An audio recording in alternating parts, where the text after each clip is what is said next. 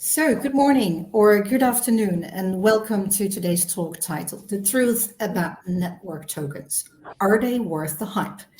My name is Melisande Mouwal, publisher of the papers, and I'm delighted to be the co-host of today's session with our partner Ixopay. And thank you so much for tuning in today. And it's really great to see so many of you listening in today and sharing the interest for this topic. So, what's the story? Well, network tokenization is a relatively new concept, but it's quickly gaining traction. Over the past few months, we at the papers have spoken with many merchants to understand which topics they would like to see explored more in depth. And network tokenization topped the list, with key questions ranging from how to optimize implementation and boost conversions to which acquirers support network tokenization and beyond. So to tackle these questions, we have brought together a group of industry experts to break down the concept of network tokenization and provide the insights you need. So stay tuned and learn how to leverage network tokens to increase approval rates and recover lost revenue, optimize payment routing and reduce interchange costs, and enhance the collaboration across merchants, issuers, acquirers, and payment service providers, while improving efficiency as adoption grows. So joining me for this discussion today are Dwayne Gevery, founder at Gevery, Kyle Cook, Principal Product Manager at Ixopay, and Thomas Papas, Corporate Director at Insparks. So before Dwayne, Kyle, and Thomas will tell a bit more about themselves, some quick notes regarding timing and logistics for those new to our webinars. The discussion will take approximately 45 minutes, and we will have 10 to 15 minutes for a Q&A at the end of the discussion. On the right side of the screen, you can see the chat panel, which includes a chat room and a Q&A widget. Do use that Q&A widget to ask questions at any time throughout the discussions. We will compile the questions, and the speakers will take as many as possible at the end of the discussion. We also have subtitles available for this webinar. You can activate them by just clicking on the CC icon located on the top right-hand side of the webinar. They are available in several languages, including English, Spanish, Italian, German, French, and Portuguese. So, Dwayne, Kyle, and Thomas, I'm really glad that you are here today. How are you? Yeah, pretty good. How are you? It's a thrilling Thursday. It's a thrilling Thursday. And I know it's early for you, Kyle, so we really appreciate that you woke up so early. And hi, Thomas, as well. Really good to see you. To start, could each of you share a bit about your background, your company, and also what fuels your strong interest in the topic of network tokenization? Dwayne, would you like to go first? Absolutely. So indeed, my name is Dwayne Gevery. Nowadays, I'm much more seen as a payment strategist, but actually for the last 20 plus years, I've done everything from being a data analyst, data scientist, to becoming a VP of data science at some of the major payments companies, including Adyen, Checkout.com. And I also ran a consultancy company for about 6 years where I helped most of the larger acquirers implement their data strategy as well as their data implementation. The thing that fuels me nowadays, mostly in payments, is just the push for innovation. It's everything from tokenization, tap to pay, all of these new technologies, all of these new layers that are sitting on top of the infrastructure that's been there for such a long time. But it's also the innovation level as far as payment infrastructure that is changing that really excites me, because I've built a lot of the technology that some of the companies are still using, but at the same time, it's also getting a little bit older and it needs to adapt to the new time. So that's what excites me, because it's a great process to start over again and build some innovative things as well. Brilliant. Thank you, Dwayne. Kyle, tell us. Absolutely. Kyle Cook here, Principal Product Manager at Ixopay. I've been in the payment space for over 15 years, closing in on 20 actually, from all aspects, from the customer-facing call center experiences all the way down through now being on the planning side of the B experiences, enabling businesses to perform better and interact with their payment stack more efficiently. I'm super excited to be here today to talk about network tokenization. At Ixopay, our mission is to unlock end-to-end payment optimization through world-leading payment orchestration, and network tokenization is a big part of that experience. So happy to be here and share my expertise. Great, thank you. Thomas. Sure. So my name is Thomas Pappas. I'm the Corporate Development Director at InSparks. We run a set of dating brands across the globe with a European focus, though. I've been in the payment space for well over 15 years now. I'm also part of the European Advisory Board of the MRC, and I'm also a regular speaker at MRC and other events. The interest of myself in the topic is actually fairly simply explained.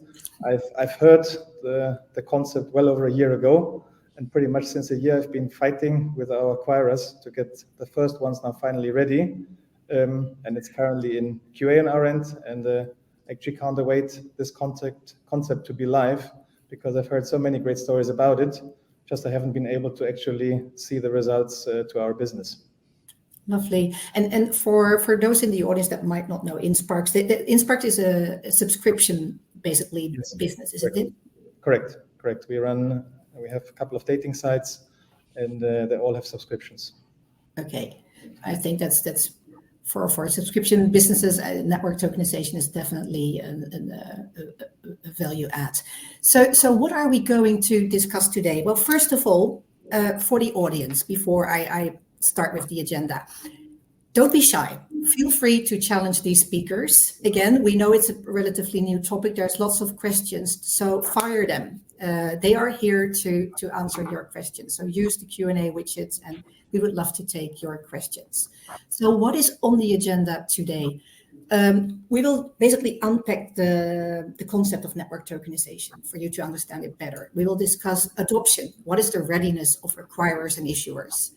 We will discuss the key benefits of network tokenization. So what potential uplift can it unlock?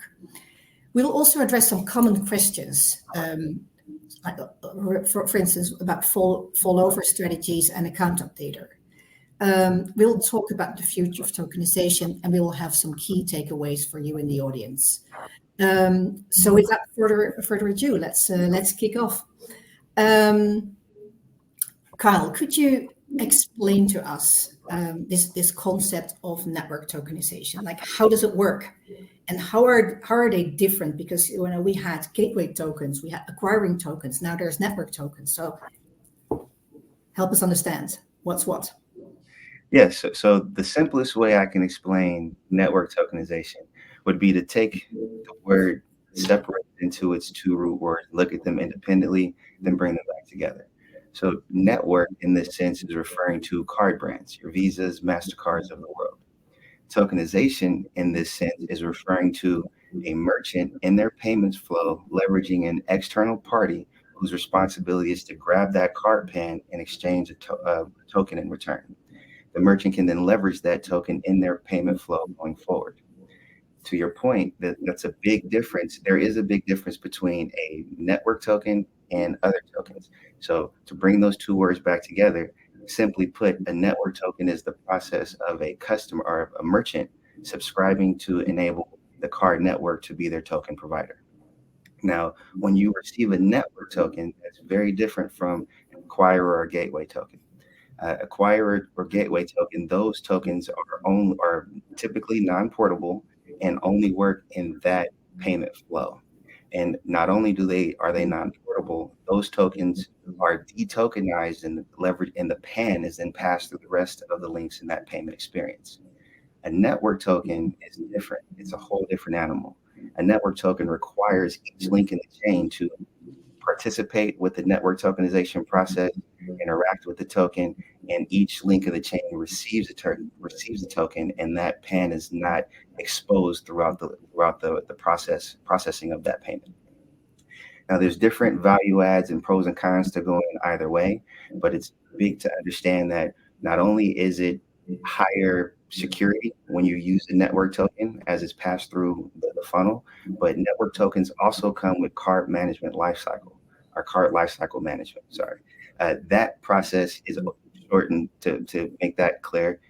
Is the concept of, as the PAN changes, as cards expire, as the life cycle of that card matures and things are impacted, the network token automatically inherits those features and those functionalities. This results in higher authorization rates.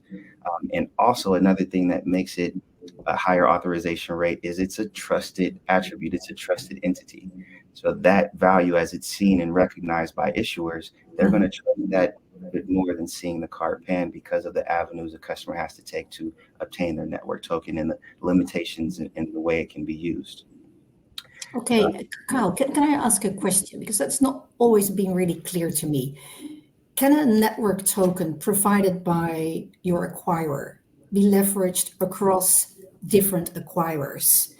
Is it portable, by itself? Great question. So again, an acquirer or gateway token, those are non-portable by definition, but a network token can be portable or non-portable depending on the avenue the customer takes to obtain their network token. If you subscribe through your acquirer or gateway to get your network token, that network token is likely only going to work on that acquirer flow. Okay. If you obtain your network token through an orchestration platform like us here at ExoPay, that's going to be portable by definition, as our whole mission is to help you process across your PSPs, across all your payment relationships. Okay, so you have to basically make sure that that network token provided by your acquirer is portable. So basically double check that. Right, and to get a little bit further into the specifics, there's a concept or an attribute called transaction requester ID, long-winded for TRID. So the name and the owner of the TRID is going to dictate the processing capabilities. And if you get your TRID, your transaction requester ID, through your acquirer, well, then that network token can only be leveraged through the card brands through that rail. If your transaction requester ID is in your name or in your orchestration platform's name, now it's outside of that acquirer flow. It's portable. It can go across all your acquirers as long as they're participating in the network tokenization experience. Clear. So the transaction request ID should be on behalf of that merchant, basically. Correct. To make sure that you ensure that portability. Okay, why is the adoption of network tokenization so slow? Why did it take quite a while to get through this whole evolution from gateway token to acquirer token to now network tokens? Sure. So it's different experiences in different markets. I can speak specifically for the U.S. market. It required some incentives. So there's incentives that have been given to merchants who are willing to participate. And in the U.S. market, it's a merchant-driven market. The merchants pushed it on the acquirers because they wanted to receive the benefits that come with the network tokens. And the acquirers for these big merchants acquiesced and this on their roadmap and built it because their goal is to make the customers happy. And as they're making the customers happy because they want that value processing through their rails, they then got to see it's the fruits of their labor. The acquirers are benefiting from supporting network tokenization because of that trusted network, because of the reduced fraud. They now have reduced fraud chargebacks that they have to service through to their customers through their rails. Clear. Let's talk a bit more about this adoption because you've been in the process, Thomas, of finding a solution for network tokenization. So what is the current readiness of acquirers when it comes to implementing network tokens? What have you seen and what do you hear in the market? Well, I mean, as I said, our focus is Europe, so I can pretty much speak for Europe only at this point. We work together with 11 acquirers, and at this stage we got 2 ready. So it's 2 are ready from the 11th, yeah. Exactly, 2 out of 11 are ready, and it's taken us, I would say, almost a year to get those 2 ready. So it's been quite a journey to come to this point, and the others, like remaining, still have a long journey ahead of them. And the challenges I see on the acquirer side is that, first of all, you have a lot of acquirers out there that are very old and established, and they're facing issues with the legacy systems. So they require significant updates to support network tokenization, and integrating new technology into existing infrastructures can be very complex and resource intensive.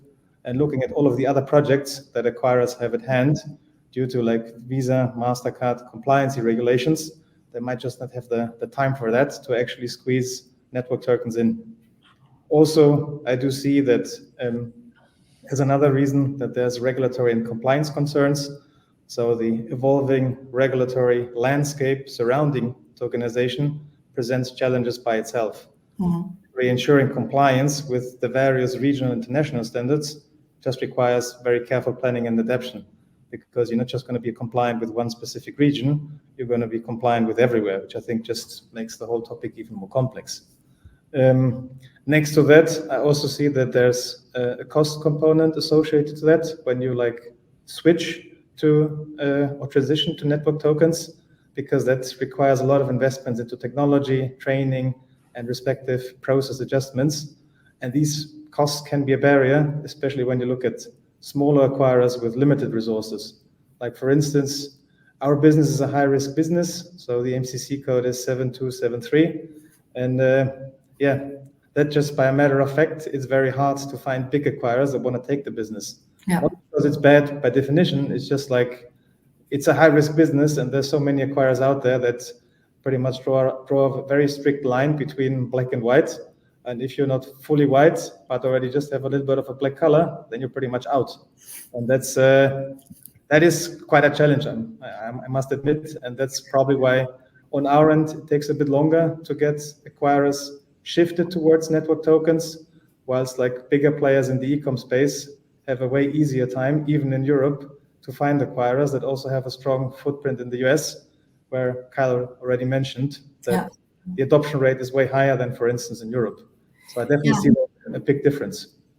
Yeah, and Dwayne, I mean, Thomas rightfully mentioned there's compliance, there's legacy systems, there is a busy roadmap. So there's definitely sort of impediments for acquirers to basically jump on this journey. But there must also be benefits for acquirers to start offering this. Can you elaborate a little bit on the benefits for acquirers, and what do you think might withhold them?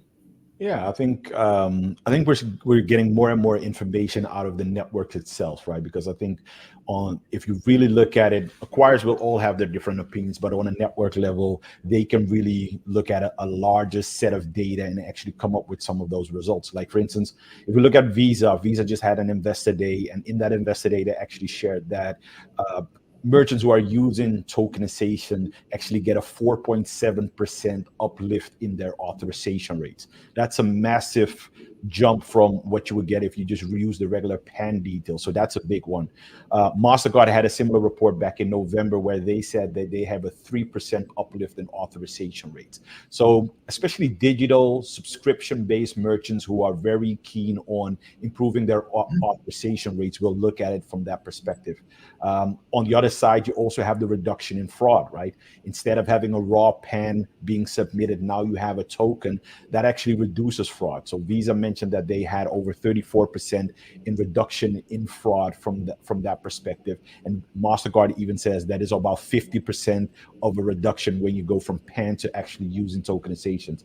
So I think those are the biggest things that we'll see, is that authorization rate and cost and fraud reduction are those bigger things. But I think overall, why we're seeing such a lack of adoption, especially from the acquirers, even though the benefits are clearly there, it's that it's not mandated, right? Like, I think with 3DS, for instance, we've seen that in Europe under PSD2, it became mandated, and then the adoption rate shot up. This now is just a nice to have rather than a necessity that they have. On the other side, acquiring as well, or processing payments, is a merchant-driven initiative.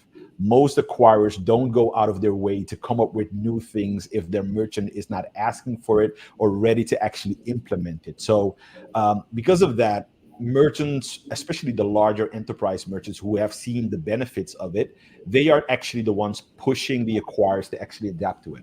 I think for Thomas's case, indeed, if there aren't that many merchants who are pushing the envelope on it, most of the acquirers won't be ready. But if you then go look at the global versus the local type of acquirers, the ones that have global international merchants who are always pushing the envelopes, they tend to be the ones who are doing these tokenization projects and being ready for it, whereas your local or your regional acquirers are just not ready for that at the moment. Yeah, thanks, Dwayne. So that's the acquirer side of the equation. How is that on the issuing side? What is the readiness there? Well, I think if you look at the issuers only move again. Also, they have legacy infrastructure. Maybe some of them are migrating to much more modern infrastructures, but there's not a financial incentive for them to really adapt to it. They already have a roadmap with all of the other things that they've been implementing. And then all of a sudden now they have to do a tokenization aspect. Again, they're not driven by a merchant. They're not driven by acquiring banks. They're driven by their customers. And they're looking at their customers and saying what it is that they want. And a lot of those things might not be as clear to the customers as they have it. So what we're seeing is that newer banks, the neo challenger banks, I can name a couple of names, but just the neo challenger banks that are much more digital savvy, are implementing at a rapid pace. They are the ones who are adapting to it because they want their customers to have as little fraud as possible, have as high auth rate as possible. They are the ones that are doing that. I don't have any official numbers on those, but I've heard numbers around 20 to 30% of issuers within Europe, at least, are only implementing tokenizations and are actually ready to utilize it. Whereas in other regions, that could be another number. But maybe Kyle has some other insights from like the U.S. market for that. Yeah. So the big thing about the U.S. market, again, it's merchant driven. So as the big merchants are pushing for things, and a point that Thomas made earlier, it was really initially heavy on the subscription-based model. That was where the initial big lift was seen, and we saw a lot of value there for merchants, not just on the interchange, but on the uplift in authorization. As time progressed and big merchants opened the door for smaller merchants to reuse those same rails, we saw other use cases pop up for the value of network tokenization. So we started seeing more and more adoption of and one-off e-commerce scenarios based on the principle that most one-off digital e-commerce purchases have recurring customers, not a recurring subscription, but those customers do come back to buy either the same product or different products. And the network tokenization process in that model has been seen to show lift in authorization and provide immediate value on both avenues. Yeah. So Kyle, you talked as Dwayne about sort of what are the benefits for merchants. You talked about increase in auth rates, reduction of fraud. Thomas, what do you see? Because you run a subscription business. What do you hear from and it's the uplift is potentially high there. What do you see as a potential uplift, and what do you hear from your peers?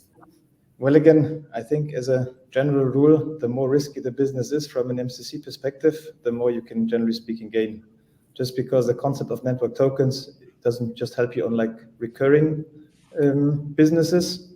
So there, obviously, again, there's a high again when you look at recurring businesses because you have issues around expired cards and the likes of that, where the network token is just key to make sure you keep processing the same card, even if the card details change.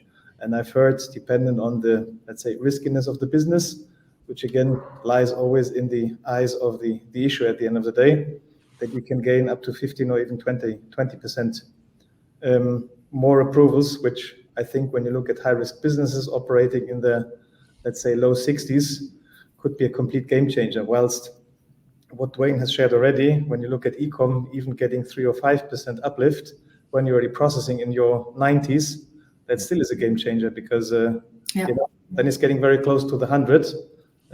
But again, the riskier the business, I'd say the more you can gain. And the same applies to if you have a subscription business, I'd say it's a must-have because otherwise you're just losing out too much on like expired cards, restricted cards, and the likes of that. Yeah. No, great. Then we talked about the uplift. What I would like to address now is some frequently asked questions on sort of the details.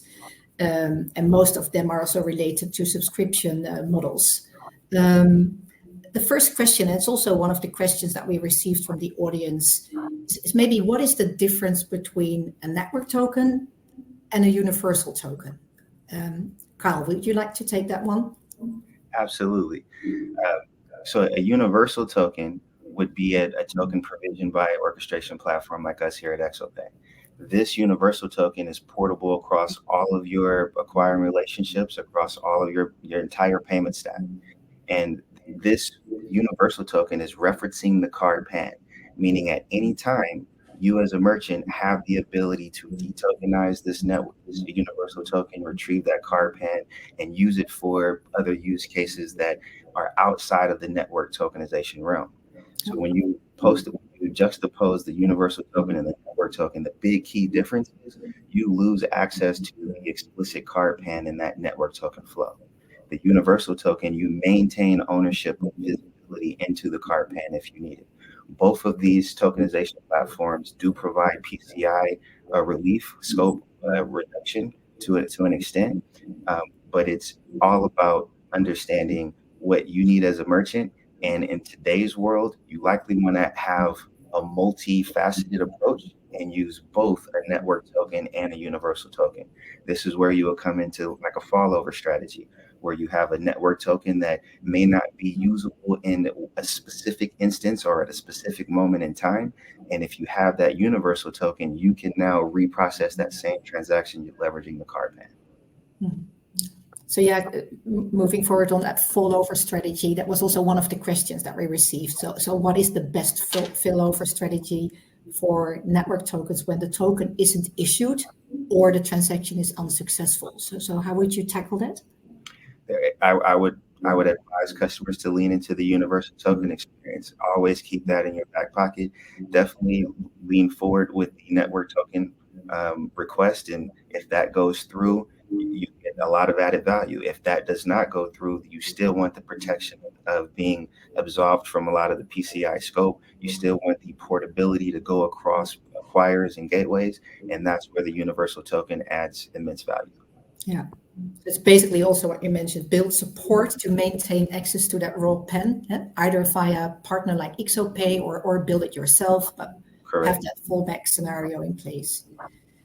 Another question on a topic around expired cards. So for recurring transactions using a card on file that hasn't been tokenized and is expired, what options are available to manage these cards effectively? So going the network tokenization route, as long as the PAN has not been changed through a fraud scenario where the complete PAN has been replaced, as long as it's just the expiration date, the merchant can use an expired PAN to request the network token. And as long as the issuers that in that experience are also participating in the card account updater service with or the card network that's the brand of the card, then the network token will provide you not only a network token, but it'll give you the new expiration date. When it comes to a universal token, that is going to require a direct card account updater service. So you as a merchant would have to invoke or be on a set cadence of checking for PAN updates in your payments experience. Clear. Then another frequently question that we received is, what is the difference between account updater and network tokenization? Could you take this one as well? The key difference there is account updater is a direct PAN updating service, meaning the merchant has maintained visibility into the PAN either through a universal token experience where the PCI scope is still placed on an external party and not the merchant, but that card account updater will update the token. Will update the PAN that the universal token is referencing, and that is required for that universal token to continue to work over time as things change, as the life cycle of that card changes. Now, a network token has that baked into it. Network is managing the updated PAN, is managing the updated expiration date, and the merchant doesn't have to do anything but continue to process with that network token. And what is your experience, Thomas, with the account updater? How does that work in your business? Well, I would say, as we again focus on mostly Europe, I'd say adoption rate is rather poor. So we see success rates in the 20 percentage points.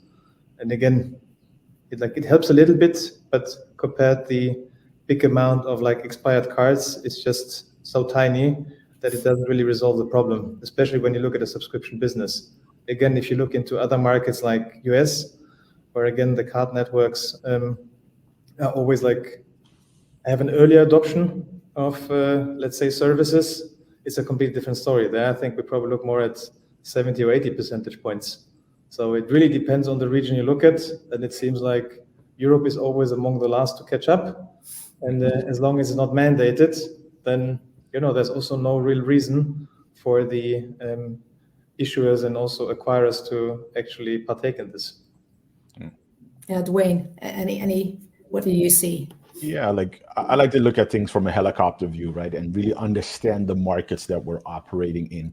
I think Mokal and Thomas mentioned, like in the US, there is a higher level of adoption of new services that actually help merchants to be much more successful. But it's also the issuers understanding, knowing that the average American walks around with multiple credit cards in their pocket. So if one fails, then they pull out the other one and pull out the other one until they have the successful transaction that they're looking for. Whereas if you look at Europe, that's not the same, right? Europe has a totally different landscape when it comes to it. The UK may be excluded to that.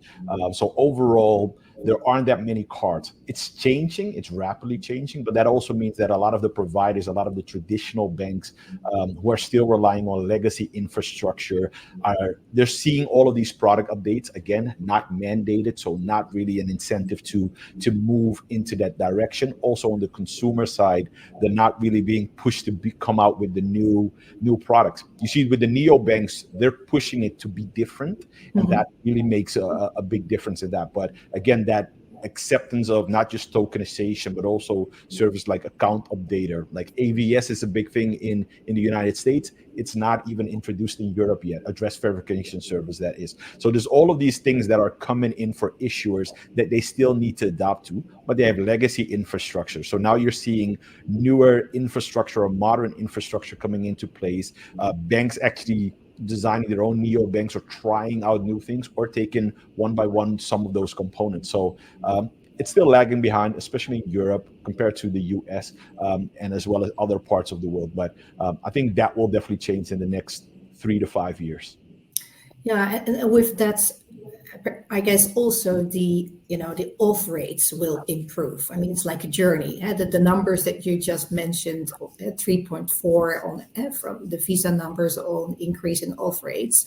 Yeah. When sort of the ecosystem, the acquirers, the issuers, on board on this, I guess this will only improve. Absolutely. Like again, it is. Going from a raw pan to a tokenization is going to have a better security aspect. It's going to have a lot more benefits to that as well. But it's pushing the whole entire industry forward, right? Whenever you come up with whenever you come up with new technologies that are actually beneficial to everybody in the whole ecosystem, it reduces fraud and risk for a customer. The banks don't have to deal with as many chargebacks as they go, and the acquirers can process these transactions.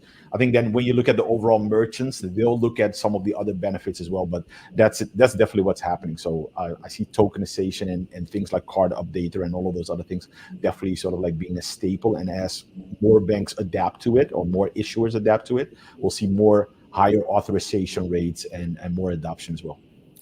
Yeah, and if you look more into sort of the future of this relatively new technology with tokenization, where do you see the future headed, especially with the growing adoption of, for instance, in-car commerce and other digital platforms? Yeah. So on a first level, I look at the schemes. What are they thinking? And both MasterCard as well as Visa have like the 2030 goal. And I know in Europe, we like to do 2030 goals and not reach them. But I think MasterCard and Visa are very clear that by 2030, they want to eliminate the PAN, right? They don't want to have the raw number anymore. So they want you to have some level of tokenized aspect to it. But this assumes that issuers, acquirers, and merchants are fully adapting to the network tokenization. So it's those who are making the investments right now who are probably going to benefit, not just on the short term, but definitely in the long run. And that's where I see the market going to. But then I think you also have to be practical about it. Like, I think if you have much more of a hybrid approach, meaning that if you're able to combine network tokens with other types of authentication, doesn't matter if that's AI driven, biometrics, behavioral risk models, other things. The network token alone won't solve all the problems. So it will also be a combination of how do you leverage that. Like 3DS might not be the right solution, but we'll get other things that will be very interesting. I might pay on my phone, but then still need like a Face ID or something to be appended to that transaction to make it even more secure, so that you know that it's not just somebody has my phone who can pay with a token, but also that you know it's actually me from an identity perspective. So I think when you start combining those things, that's where real security, a reduction of fraud will take place, higher authorization takes place, because all parties involved will then not just see a token, but also see another level of authentication on top of it. And I think that's really where tokenization is going to go to and make it really secure. And the elements are already there. So it's just a matter of applying them. Yeah. How will the consumer in the end benefit from this? Well, I think as far as consumer goes, you have to see like what drives us as a consumer, right? Like, first of all, we want to do frictionless transactions as much as possible. I don't want to wait too long for my transactions to go through. If I want to buy it, I want to buy it right now. I want to be able to go on with my day. So I think when you start thinking about tokenization, it's saving time. I don't have to go get my credit card number, put out the 16 digits and all those other things. So I think that's a level of it. The security aspect to it is also a very big thing. We often talk about chargebacks and other elements that might be a frustration to it. But imagine, not just in Europe, but everywhere around the world, especially also in the US, where fraud and chargeback continues to be a major problem. If you can start reducing that, where people are not seeing fraudulent transactions on their statement anymore and having to go through hoops to actually get it resolved, I think that's going to take a lot of the load off a lot of the consumers who say, hey, I'm using this payment method because it's much more secure. I feel much safer. I get my goods. And if it doesn't work out or I don't get my goods, I can just press a simple button and I can either get my transactions back, or if it's a subscription, I can use a stop service and I don't have to pay for things anymore. So I think on the consumer side, it's much more comfort, ease of mind, and security aspects that are really going to benefit them. Yeah, thanks. And if I can add in a little bit more there, like, so think of a world as a card holder, where we've migrated on and everything is fully network tokenized, and a company's database of network tokens gets compromised, right? That network token cannot be taken to other merchants and processed on their rails. That token has to be processed under certain circumstances. So waking up and seeing your, random transactions on your card account from all the fraud, those days are being numbered at this point. Yeah, that's a really good point. Yeah. Yeah, thanks, Carl. So that comes to our last topic, and that's basically, there's different situations in the US, in Europe, different stages of readiness. But what is your advice to merchants? How should they act now? Kyle, maybe you could start. All right. My advice would be lean into the incentives that are there for the card networks. If you have the ability to move your rate around, like Thomas mentioned, you're fighting with the acquirers, trying to get them to adopt it. All it takes is a couple of big acquirers to do it. And once it's there, merchants start to move their payment stack over to that acquirer, the other acquirers will fall in line. Like, other than that, it's going to wait for, as Dwayne is saying, it's going to wait for some kind of regulation. But my advice is to lean into the future. Network tokenization is here. The card brands are doing it for a reason. There's values, there's incentives, there's security. The whole thing is about security and efficiency, the innovation, the change in the flow, the change from card pan to tokenization. So lean into it. Don't be afraid of it. I know there's stages of change management. You hear it, you fear it, but eventually you have to get near it and start chanting. And we're in that phase. 20 to 40% of merchants in the U.S. moving over into that tier stage. So it's time for the rest of the world to follow in line. So don't run from it. Run towards the storm. Don't run away. Dwayne, what is something that is potentially less obvious for merchants that if they would utilize it, it would give them even more advantages? Um, if they would utilize it, it will give them more advantages. Let's see. I think whenever you're using network tokenization, the benefits, of course, are already there, right? Like we're seeing the authorization uplift, we're seeing all those other things. But I think to go a little bit outside of the box, I would say to be an organization that challenges yourself on adopting to new innovations and testing things out. I think the most successful companies in the world that I'm seeing, the most successful merchants that I'm seeing, are the ones who are always on what's next. Because once you challenge yourself, not just with things like tokenization or account updater, but you're challenging the organization to think a little bit outside of the box, right? Click to pay and tap to pay and other elements that are being promoted but are not necessarily being implemented straight away. But once you do it, you actually see other opportunities that you didn't see before. You can look at subscriptions from a different perspective, where it used to be one big transaction or a monthly transactions. You now also have like daily subscriptions or weekly subscriptions that can be had. So I think what I would challenge and say to merchants is try to be as innovative as possible. Don't rely on it exclusively, but at least try to be as innovative and implementing things and always A/B testing. There's a little bit of the data scientist in me that's always trying to push that envelope. But I think that's really what we need to do, because the only way, the models are not the same anymore. Merchants are not the same anymore. Everybody's going in their own direction. But the beauty about the payments industry is that we've become so modularized and still so innovative at the same time, that your model might not be exactly the same as your competitors or other companies that you admire. But by trying out new different things, you can find opportunities and ways to innovate your business model, as well as the way that you're collecting revenue from your customers. Yeah, great. And maybe more specifically, how do you see that combination of orchestration Mm. and self-hosted vaults? And how can you, as a merchant, stay in control, basically? Yeah, That's also what we discussed earlier, how to avoid, how to make sure that you have this portability, how to make sure that you can leverage all the data that is gathered. Yeah, I think the combination of vault tokenization, like self-hosted, or at least having a tokenization vault that you can host, that you can own and maintain yourself, or at least have a provider that does that for you, that's fully PCI DSS compliant, and orchestration is like a 1 and 1 is 3 instead of a 1 and 1 is 2 type of scenario. It gives the merchant all of the control. And I think that's what a lot of companies are missing. Like, you need to have the control and the understanding that you are directing where those transactions are going to be. By having a proper orchestration level to it, you can start implementing rules and scenarios as to what will happen to it.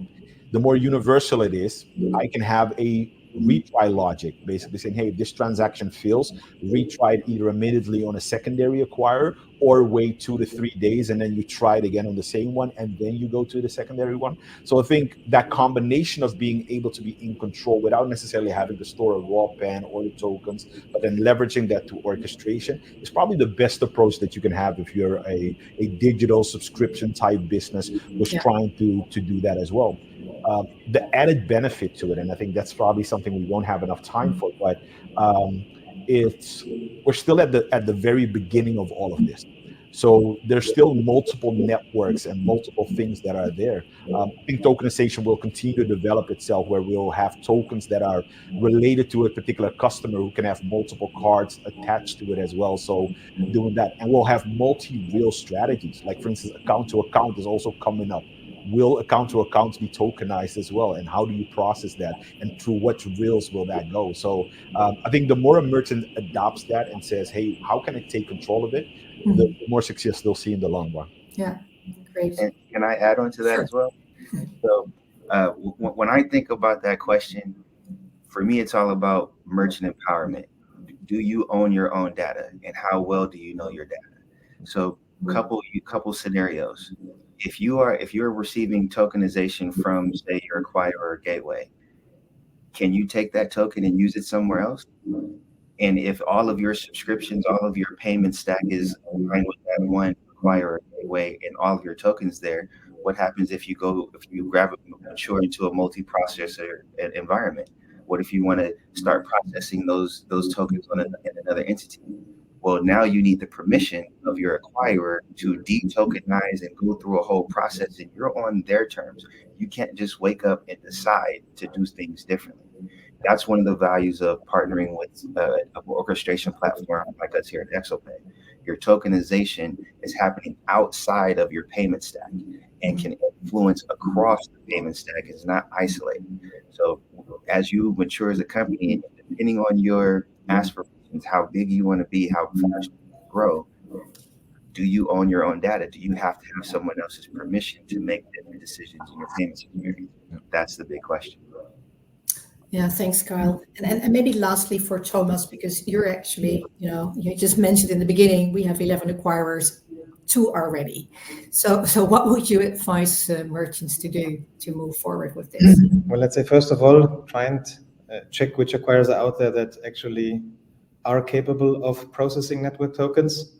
I would also kind of do the same what Kyle suggested. Try and make sure you look for a solution, and also for acquirers that can process acquirer agnostic network tokens. Because especially when you look at a subscription business, what you don't want to end up having is that you have transactions going through one acquirer, and then you're not able to switch transactions, especially on the recurring. Yeah. At the moment, when you work with a classic gateway token, where you have the raw PAN in there, when you try to renew a subscription, you actually always have to refer back to the initial transaction. And that's apparently a limitation where you can't switch between different acquirers unless you start exporting the tokens from one acquirer to the other, which is hell of a work. Most acquirers don't like it. And in the end, the uplift you gain is not as big as if you had a acquirer agnostic network token that you can push from acquirer to acquirer and can then actually leverage the benefits of a multi-acquiring infrastructure. I think that's pretty essential. Yeah, great remark. So for now, thanks, Dwayne, Kyle, Thomas, for breaking down network tokenization and sharing your valuable insights on how to unlock the benefits. And thanks, audience, for tuning in. We have a lot of questions, so I would love to proceed with the Q&A. Again, if we don't have time for all your questions, we will address them later, but let's start right away. There's a question. Could you elaborate a bit on the network token lifecycle? As far as I know, there are different concepts with regard to expiry dates, like fixed duration after creation, same expiry dates like a funding card, rolling expiry automatically prolonged after last usage for period, etc., etc. Who would like to go first? I think this is a Kyle question. I would say so, Kyle. All right. So generically speaking, card lifecycle management is baked in. So as the card changes, as the PAN changes, as the card expires, these things are automatically inherently included into that network token. So there's not necessarily a breakout of experience of it won't update in this scenario, or it only updates in certain scenarios. As long as each link in that chain, from the issuer to the acquirer, everyone is participating in the network token, and the additional services required to support that network tokenization process. For example, there are requirements in certain circumstances for the issuer to be included in and participating in card account updater for the network tokenization experience to happen. So if one of those links in the chain is broken, then at that point you can have breaks in your experience. So my advice here would be familiarize yourself with bin lookup services. Participate in a really good bin lookup service, one directly from the card networks. There you'll get more information, and you'll be able to tell, is the issuer participating in network tokenization? Is the issuer participating in card account updater? The more you are familiar with your data, the more informed decisions that you can make about your processing capabilities. Yeah, maybe to add to that, and I think this is the part of the innovation that doesn't always align if you have multiple networks, right? So Visa, for instance, has a credential enrichment service. So especially if you're dealing with expired tokens and all of those other things, enrolling into that, they actually have a process that goes in and actually requests, hey, this particular card, it's expired. Can you update it? You get a new fresh token that has all of that information, and it reduces a lot of those false declines that you would then get, because you have the information. It's just getting those false declines. But on the MasterCard side, they're still working on making sure that they're getting up to date with that. So those are some of the challenges that you see. But indeed, what Kyle mentioned is that having the understanding of that process, having the account updater and other things in that as well, but also having your own redundancy processes, right? Like if you see those things, even if you have an alias or even if you have a token, what can you do to subscribe to that and actually prompt the customer to actually say, hey, your card is about to expire in a month's time. Maybe you want to update it so that you don't deal with any of those declines, especially if the issuer is not enrolled in any of those services. So you need to do a little bit more of that. But it's where a great orchestrator or a great partner comes into play. Great. Thank you, Dwayne. There is a question about, so network tokens are good for approval rates, fraud rates, and auto updates. But for portability, if I use an orchestration platform, I understand the portability, but how do I have portability outside the orchestration layer? So I want a fallback option with the token with some backup connection. Okay, well, so one of the cool things about working with a orchestration platform like us here at ExoPay, we have a dynamic approach that you can take with us. You can receive your network token that works through our rails, and you can take a network token from us and send it through any rail that you like to. So our network token can be processed through our universal token experience, meaning regardless of if the ExoPay platform has a direct integration with the PSP, our acquiring network, if it's an acquiring network, a gateway that you have outside of our direct relationships, we have avenues that you can take that network token and process it through, as long as they accept externally provisioned network tokens. Yeah. And would love to talk about this further. I know we're bumping up on time, but anybody who's curious about how network tokens can be leveraged for them and how payment orchestration platform can support them specifically in their use cases, if you're in town for MRC, please join us. The ExoPay booth will be there 511, I believe, and I'll be there in person as well. I'd love to talk further. Thanks, Kyle. From an end retailer using a card, can they use tokenized transactions across merchants? Say that question one more time. From an end, I'm just reading out now. From an end retailer using a card, can they use tokenized transactions across merchants? Dwayne. Well, it's probably much more of is it possible? Yes, but it all depends, right? So I've seen instances where you have a group of businesses, right? There's some, I won't give specific names, but you have a group of businesses that has multiple entities.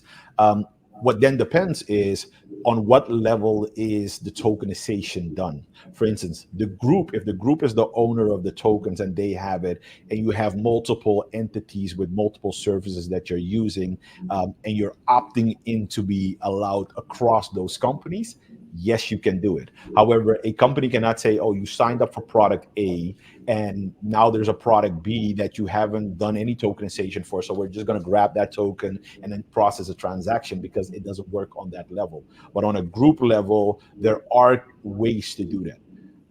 Is that possible with some of the providers? That's just something that you have to ask as well. Like, hey, couldn't we do it? It's a very elaborate use case. I've seen some of them in the US with large enterprise companies who have multiple entities and who have customers who have multiple products, but it's always an opt-in on how that is being done. But it's definitely possible. Technically, it's possible. And I've also seen it implemented as well. So there are definitely some use cases out there. But if Kyle has some specific information about that, he can definitely share that. Okay, so another question is about the transaction request ID. So the network token is created under this transaction request ID, or specifically is registered under my merchant ID with this acquirer. Can I ask all my acquirers to use the same registration transaction request ID and then make sure that the network token is portable between acquirers? In that question, the best path forward would be to obtain your network token outside of your acquirer. If you're looking to go across acquirers, you can ask the questions if you want to get into the details what you require on if they will do this, but I think that's going to be asking to move mountains. That doesn't sound like something that's going to be conducive to them. They want you happy, they want your business, they want you to process. The simplest way is to obtain it outside of their road and in a way that's in your name, so it can process through any rails. This is more beneficial for you as you continue to grow. So as you add a new stack and a new gateway, you want to be able to seamlessly include them into your optimization routing versus having to fight this fight every single time. Okay. Another question. What about PCI compliance when using network tokens? Yes. So the network tokens absolutely will reduce your PCI scope. Anytime that a merchant is able to replace a card PAN from their visibility, from their purview, and exchange it with a token, that environment is being reduced from PCI scope. Now, you still, in this case, have to get their card PAN to the card network. So that environment that is receiving the PAN and requesting the network token, that environment will be in scope. And that's something like we here at ExoPay, where we can interject into that flow and alleviate that PCI scope from you. But yes, the whole point of tokenization is to reduce PCI scope. Yeah. How does network tokenization play a part in areas like digital wallets? Dwayne, you want to take that one? I'm hogging the mic over here. Like you're the technical expert on it. I think a good understanding, and I love that question because too often do we look at tokenization as just this e-commerce capability that it is. What we're seeing basically is that normally whenever you do a transaction, doesn't matter if it's online or offline, the same thing happens. A PAN needs to be submitted with some additional data to the network to then be able to do an authorization process and then come back. What we're seeing now with digital wallets, you have two variants that are basically occurring. So you have the Apple Pay, Google Pay version of that. That is a level of tokenization. An issuer needs to enroll into a tokenization process, taking their PANs and being able to provide a token. And then what we're seeing on an Apple Pay is just the implementation of that. What is being tokenized? Is that the actual PAN and then a token is being created with Apple Pay and then sent over? Or now we're seeing new versions of that, where you're seeing token services that are creating specifically for digital wallets, where you still need a tokenization process, but it's a tokenization encryption in the cloud that's being provided by the network, meaning that instead of Apple Pay or Google Pay, I can use, like Visa, for instance, has a company called Token ID. Token ID basically takes your raw PAN. So if the issuer is enrolled in that, they take the raw PAN, they send it into the cloud, they tokenize it, and that basically is then sent to your mobile phone into your wallet. So the next time you double tap or you're opening up the app and you want to pay for it, what it does is it doesn't take the raw PAN. It has a token on it, which it then submits into the network. Token ID then decrypts it together with Visa, sends it back, and that raw PAN then goes over the network. So very technical aspect of it, but those things are happening. So within digital wallets, we're actually going to see a lot more of that adoption in the version that we're already seeing online as well. That's just another one. Click to pay is also a tokenization aspect of it. Click to pay, what we're seeing for both MasterCard and Visa, is exactly that process, but just e-commerce online. We're also seeing tokenizations at a merchant level, like a ShopPay and all those other ones. They're all doing those versions of that. So it's definitely possible. We're going to see a lot more of it, both online as well as offline. And for me, that's very exciting. Just see it as in, we're trying to get rid of the PAN and we're trying to get to tokens. So it's going to be everywhere. And as that happens, there's the value unlocked on each side, right? So when you think about network tokenization, that's value added really for the merchant. Not only reducing their PCI scope, but increasing their authorization rates. When you get into digital wallets, now we're talking about us. We're talking about the humans. This is convenience for us. And how often do you have your phone with you when you're anywhere in the world? That's typically the one thing you always have, right? I recently was on vacation in Jamaica, and I was amazed by the amount of small merchants, mom and pop shops selling souvenirs who accepted digital wallets, Apple Pay and Google Pay, right? The convenience as the people who were on the excursion tours, almost none of them had their purses or their wallets, but everybody had their phone. So the tokenization, the safety that it brings, they also bring much more convenient experience. Absolutely. Thank you, Kyle. I mean, we could go for another hour. Unfortunately, there's no more time. So what I would like to do is thank the speakers, but also thank the audience for your participation, for all your questions. We will get back to questions that we did not have time to address during this webinar, but we'll make sure that they get responded. So for now, thank you all. Wish you a very lovely rest of the day, and we will send a link to this webcast shortly. So see you soon in another webinar. Bye-bye. Thank you. Bye. Bye-bye.